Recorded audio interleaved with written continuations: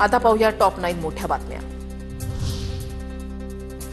कॅनडाच्या परराष्ट्र मंत्रीपदी भारतीय वंशाच्या अनिता आनंद यांची नियुक्ती। कॅनडाचे पंतप्रधान मार्क कार्नी यांच्याकडून अनिता आनंद यांची नियुक्ती। कॅनडाच्या मंत्रिमंडळामध्ये 3 भारतीयांचा समावेश। छत्तीसगडमध्ये सुरक्षा दलांना मोठं यश। 21 दिवस चाललेल्या मोहिमेमध्ये 31 नक्षलवादी ठार तर 150हून अधिक बंकर सैन्यानं पाडले।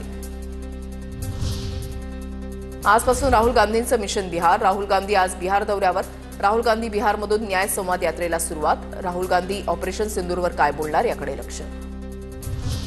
मुख्यमंत्री आणि उपमुख्यमंत्र्यांचा एकाच गोल्फ कारमधून प्रवास। मुख्यमंत्री उपमुख्यमंत्र्यांचे सर्व अधिकाऱ्यांसोबत फोटो सेशन। ब्लॅकस्टोन राज्यामध्ये 5,000 कोटींची थेट परदेशी गुंतवणूक करणार। 27,000 तरुणांना रोजगाराची संधी उपलब्ध होणार। मुख्यमंत्री फडणवीस यांच्या उपस्थितीमध्ये सामंजस्य करार।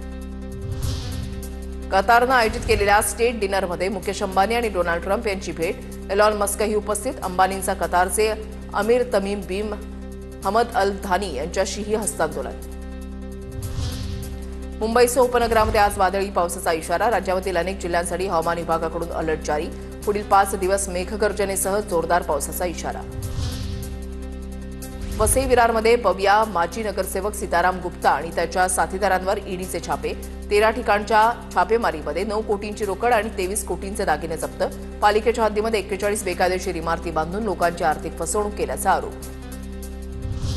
तुळजाभवानी मंदिर परिसरामध्ये डॉग स्क्वॉडकडून तपासणी। मंदिरामध्ये प्रवेश करणाऱ्या भाविकांची तपासणी।